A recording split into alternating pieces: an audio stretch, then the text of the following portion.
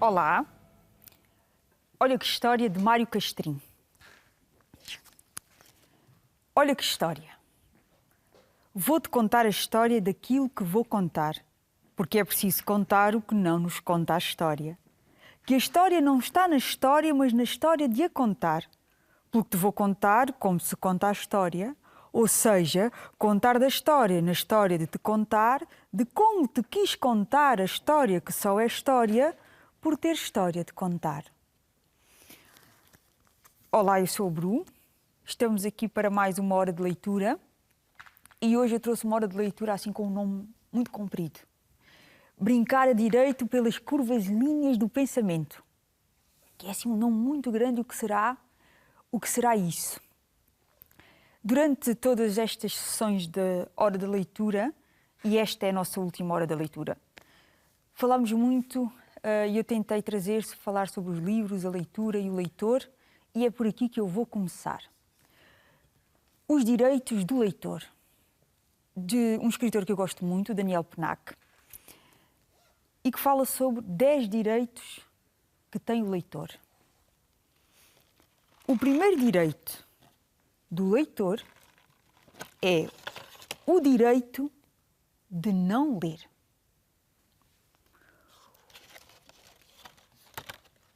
O segundo direito do leitor é o direito de saltar páginas. O terceiro direito do leitor é o direito de não acabar um livro. O quarto direito é o direito de reler.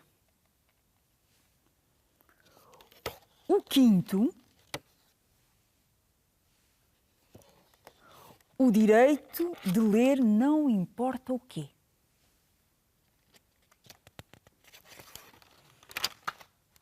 O sexto, o direito de confundir um livro com a vida real. O sétimo, o direito de ler em qualquer lugar. O oitavo, o direito de saltar de livro em livro, que é uma coisa que eu gosto muito de fazer, por acaso. O nono, o direito de ler em voz alta. E o décimo, o direito de não falar do que se leu. 10 direitos do leitor. Escreveu Daniel Pennach neste bonito livro, Pop-Up, que tem mais texto, mas que eu só identifiquei os direitos. Das coisas mais incríveis do brincar e do pensamento é pensar. E é tão bonito quando eu estava a pensar. Quando uma criança pensa, o que é que ela pensa? Estava a pensar. As coisas que acontecem quando uma criança estava a pensar.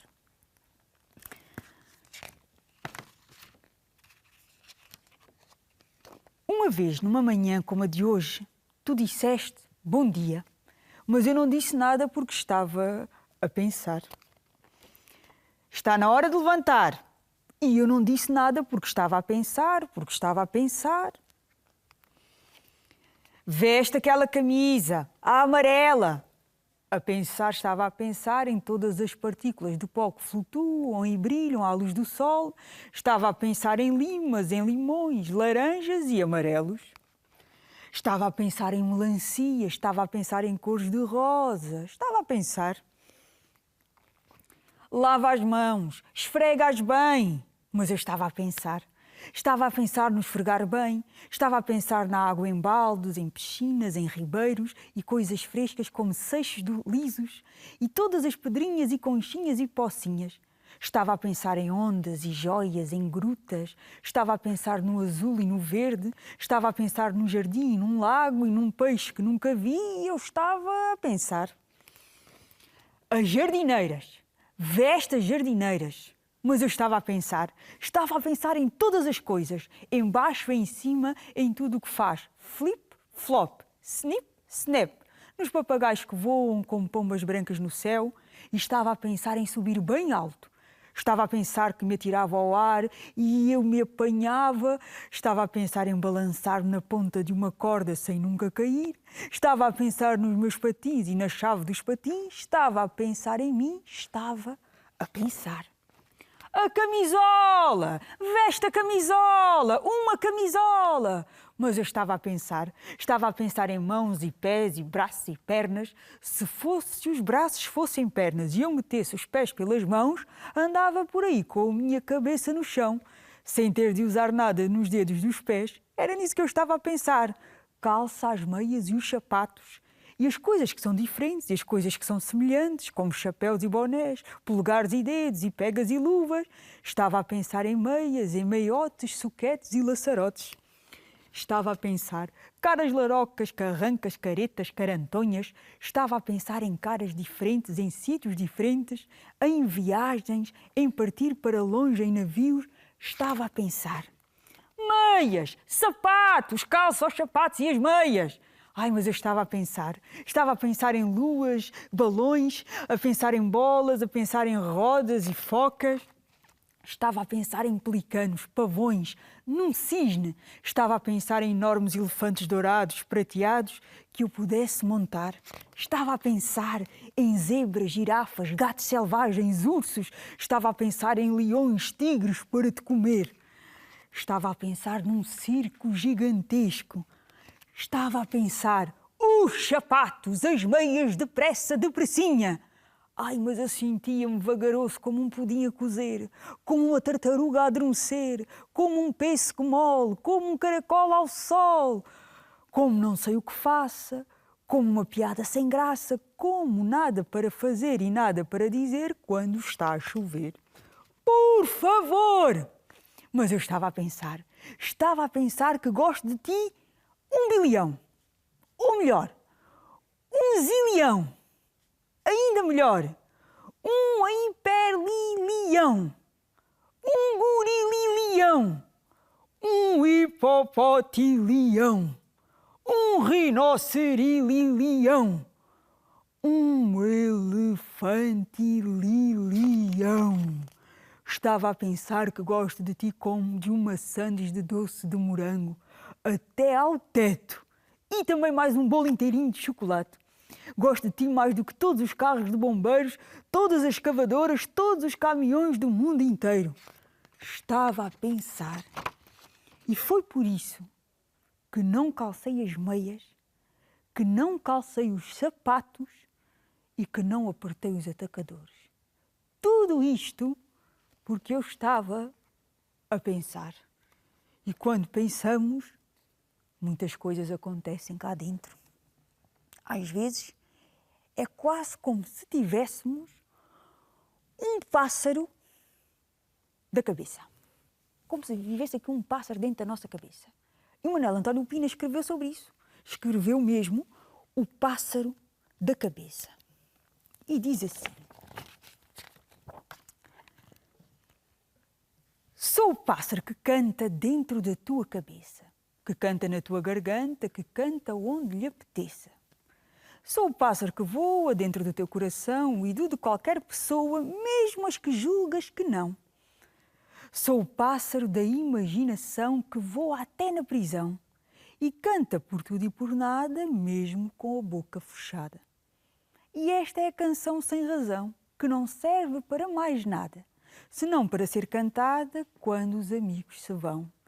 E ficas de novo sozinho na solidão que começa, apenas com um passarinho dentro da tua cabeça.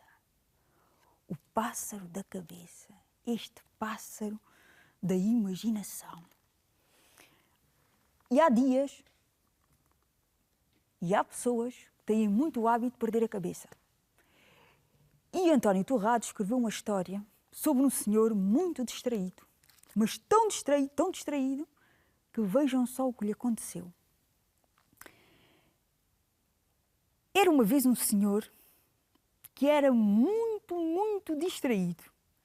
estava sempre a perder as coisas. As luvas, os óculos, o pinto, o chapéu de chuva, dúzias de chapéu de chuva, a carteira, a caneta e até, imaginem vocês, uma vez os sapatos. Dessa vez em que chegou a casa descalço, a mulher dele fez um grande escarcéu. Oh homem, tu andas mesmo de cabeça perdida. Uns sapatos novos que custaram dinheirão. Onde é que os deixaste? O senhor, que tinha os olhos azuis, muito claros, por trás de óculos de aros redondos, fitou a mulher e disse: não sei. Costumo descalçar os sapatos debaixo da secretária lá no escritório. Fui à casa de banho, provavelmente sem eles, e quando voltei os sapatos tinham desaparecido. E alguém os levou por brincadeira. E o senhor ria-se, achando graça à partida que tinham pregado. A mulher é que não se conformava. Perdes tudo. Qualquer dia perdes a cabeça. E vocês não querem ver que um dia perdeu mesmo? E não é que perdeu mesmo?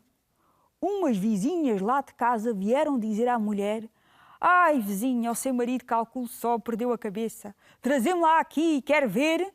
E era mesmo. Os olhos azuis, os óculos de aros redondos e o sorriso de sempre. Estamos bem aviados, disse a mulher. Se ele com cabeça era tão distraído, sem cabeça não sei como é que isto vai ser. Mas um homem sem cabeça acaba sempre por dar nas vistas. Ai, se dá.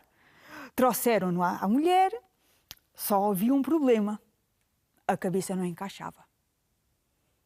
E a mulher voltou-se e disse: ai não, este não é o meu marido. Deve ser outro, que também perdeu a cabeça. Mas este não é o meu. Pois era. E havia mais. Bastantes homens sem cabeça. Quando por fim lhe apareceu o marido e a cabeça voltou ao seu lugar, a mulher não barafustou nem se ralou muito. Encolheu os ombros. Afinal, havia mais distraídos do que ela poderia julgar. E os distraídos, que perdem a cabeça, têm uma coisa incrível, que normalmente batem mais de frente com a poesia. São mais distraídos, não estão preocupados tanto com o pensamento e com o racional e acabam por encontrar as coisas mais bonitas porque não estão muito concentrados assim no pensamento. Mas o pensamento é uma coisa que nos alarga por dentro. E quanto mais nós pensamos e descobrimos e conhecemos, mais estendemos uma linha que é muito importante e que todos nós gostamos. É a linha do horizonte.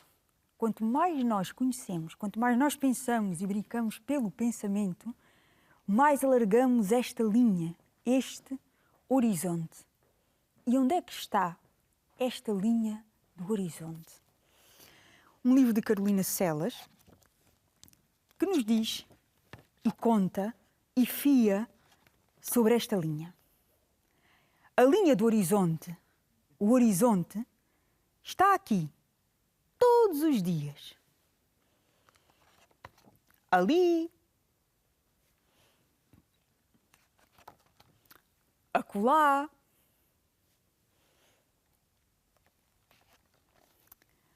Às vezes parece distante, outras mais perto, mas isso só se eu for perspicaz. Por vezes é discreto, silencioso. Às vezes invento o horizonte.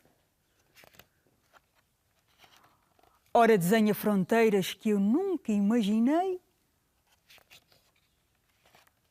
E quando me deito, o horizonte parece que desaparece. E eu procuro para te apanhar. Procuro. E às vezes espero. E lá está. Aqui estás outra vez. Ali. Acolá. O horizonte é infinito. E pergunto-me também, se às vezes o horizonte não está dentro de mim, de cada um de nós. Esta linha com que se cose o pensamento. Hoje é a nossa última hora da leitura e eu não queria terminar a nossa hora da leitura sem dizer uma palavra que acho que é para muita gente. Obrigada a todos.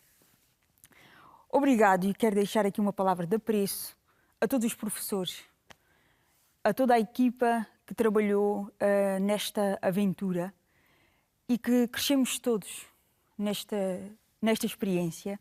E este livro fala muito sobre isso. E fala também sobre uma coisa muito interessante, que é como os dois lados da mesma moeda muitas vezes são necessários. Que às vezes não é só cara ou coroa. Porque às vezes precisamos das duas, depende do contexto, e vamos crescendo e percebendo que tudo é preciso nesta vida. Portanto, eu gostava muito de quase terminar com esta história de obrigado a todos, que é uma palavra que eu fui aprendendo também ao longo da vida e que devemos a muita gente, muita coisa.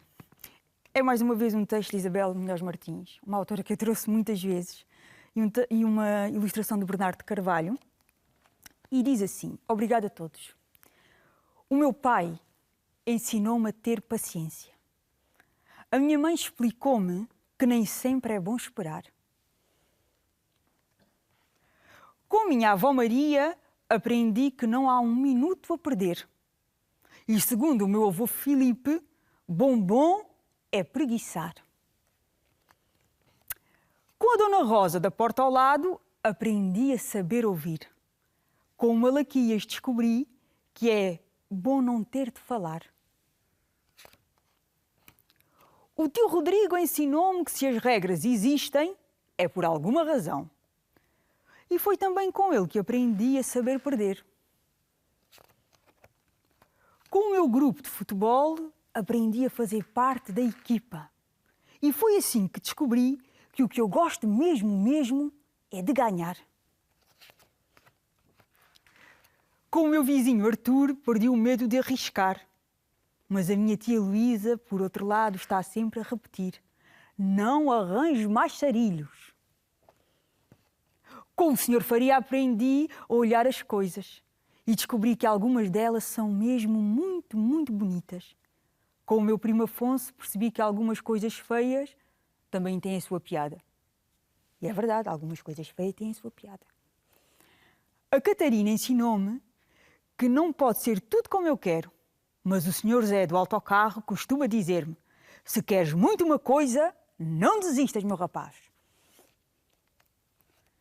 Com o meu irmão mais velho, aprendi a aguentar as subidas e a saber gozar as descidas, sem mãos nem pés, a grande velocidade.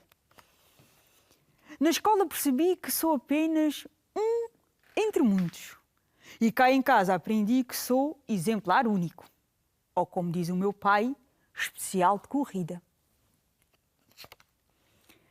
Tenho aprendido muitas coisas, mas a minha madrinha continua a dizer-me: tenho tanto para te ensinar. É por isso que eu quero dizer a todos, do fundo do coração, obrigado, muito obrigado. E ora, aí está uma coisa que também aprendi com alguém, a dizer obrigado. Quase um verbo, obrigadar, que é preciso agradecer. E agradecer por tudo aquilo que ensinamos, e até ao fim da vida eu acredito que nós continuamos a aprender. Eu disse que não me ia embora sem trazer uma história especial. Especial porque nesta grande aventura, que foi a hora da leitura, até fiz uma rima, houve uma equipa invisível, que vocês não veem, mas que está aqui a trabalhar connosco e que nos apoia e que nos ajuda e que nos fez seguir em frente, mesmo quando nós não sabíamos nada disto. Eu falo por mim, que a minha lente não era uma câmara, a minha lente sempre foi os olhos das pessoas. E eu andei aqui a matutar e queria trazer uma história que fosse para as pessoas que são invisíveis, os técnicos que estão aqui connosco, que nos ajudam, e trouxe um livro que se chama Resumo, que é uma coisa que eles fazem muito com a câmara. Aproximam e afastam. Que é uma coisa zoom, aumenta e diminui a escala. E também é um livro que é só de imagem, que é com o que eles trabalham, com a imagem, com o som. Portanto, os meus agradecimentos vão também para esta equipa toda, para os professores e para quem me escutou também em casa, claro.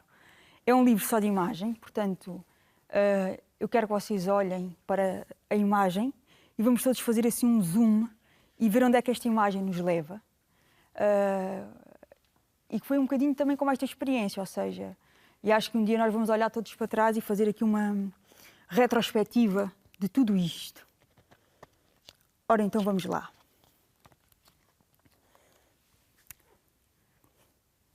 Não parece assim com nada. Mas, olha, alguém a lançar um arco com uma flecha. Que afinal está num relógio, no mostrador de um relógio.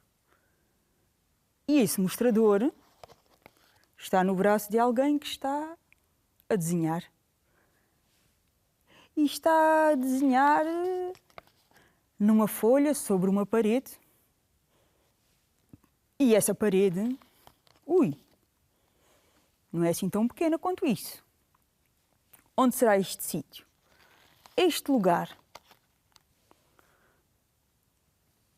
Difícil de perceber. Mas vamos fazer zoom e logo vamos ver o que é que vai acontecer. Afinal, aquela parede fica assim no cimo de algum pirâmide, monumento. E onde fica tudo isto? Olha, no meio de uma grande cidade. E nesta grande cidade, afinal, faz parte de um cenário de um filme. Está assim a ser gravado, com câmaras, projetor, luzes, tal e qual como nós temos aqui. E isto que está a ser filmado aonde? Aonde? Parece que é assim no meio da selva, será? E é mesmo, no meio da selva. Mas que sítio será este?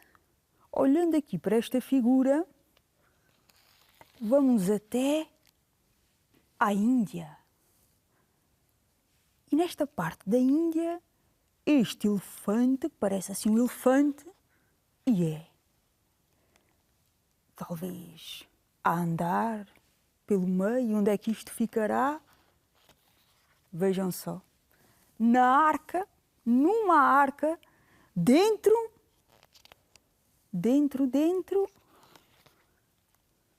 de um barco. E este barco por onde é que irá? Olha, afinal é só um menino que está a brincar. E onde é que ele estará a brincar? Afinal era um pintor que estava a pintar. Será o Taj Mahal? Com aquele menino ali a brincar naquele barco que tinha uma arca com um elefante. E o pintor estava a pintar dentro de uma casa. E essa casa fica num prédio. E onde é que ficará esse prédio? Esse prédio...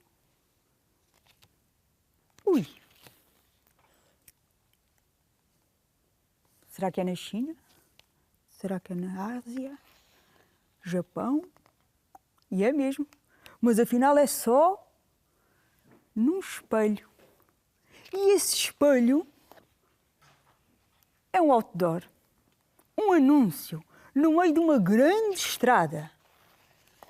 E essa estrada afinal está numa revista. E essa revista que alguém está a ler, onde estará? Onde estará? Num metro? Num comboio? Talvez. que já lá vai numa grande, grande viagem, tal e qual como a nossa, que está quase, quase a chegar ao fim. Fizemos aqui um grande zoom. Portanto, esta história é para vocês.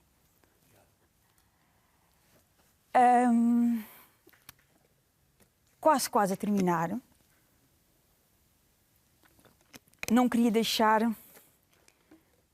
uma palavra aos professores, educadores e aos pais. Eu sou educadora de infância de profissão, mas sou mediadora de leitura, ou seja, trabalho com livros e leitura já há quase uma década e acredito que ler a palavra, a língua e o brincar acrescenta-nos. E a Maria Alberta Meneres, há muito tempo, aqui no Poeta Faixa aos 10 anos, escrevia algo com o qual eu concordo muito e queria deixar esta mensagem aos meus colegas de profissão, educadores, professores, aos pais e quem quiser escutar. As palavras aí estão, elas existem, muitas alinhadas em longas e contínuas filas no dicionário. Outras por descobrir, muitas por inventar, muitas por recriar com um novo sentido. A língua portuguesa é uma matéria viva que temos de trabalhar e, sobretudo, amar. É preciso amar a língua. Cada palavra se esconde e nela se esconde um mundo. Cada uma é um sinal e um marco, uma porta aberta para tudo ou um floco de neve que vemos tombar. O que é preciso é saber olhar o que nos rodeia. É não ter medo de entrar neste mundo que é nosso, que por vezes tocamos superficialmente, outras queremos rasgar para ver como é que é por dentro. Olhar o dia como se fosse uma árvore. À superfície, a casca envolvendo o tronco. Lá dentro, a seiva e os veios, a raiz. Falemos da casca e da seiva. Falemos de tudo. De tudo se pode falar. É o nosso olhar que vê e que descobre. É a nossa voz que diz. É a mão que escreve. E sabes como é que há de começar? Sabes como é que hás de começar? Só há uma maneira. Começando. É começando que nós começamos a começar. E como Maria Alberta Meneres disse, o poeta faz-se aos 10 anos. E esta era uma mensagem que eu queria deixar a todos que trabalham com a palavra, com a leitura, com a educação.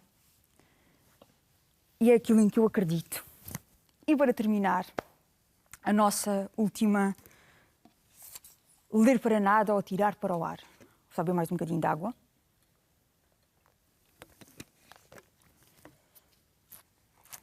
Ler para nada ou tirar para o ar. Não se esqueçam de fazer isto, que é das coisas mais incríveis que nós podemos fazer, é brincar com a língua e amar as palavras que dizemos. Ora, vamos lá. Sarilho bondilho, que andas ao redor, pedindo a Deus que descubra o sol. Descobre-te, sol, das águas do mar, que eu sou pequenina e quero brincar. Sarilho bondilho, que andas ao redor, pedindo a Deus que descubra o sol. Descobre-te, sol, das águas do mar, que eu sou pequenina e quero brincar. E só mais uma pequenina. Biabá fugiu a burra, biebé, manca de um pé. Bi, eu bem a vi, biobó com a tua avó, biobu, burra és tu. Biabá fugiu a burra, biebé, manca de um pé. Bi, eu bem a vi, biobó com a tua avó, biobu, burra és tu.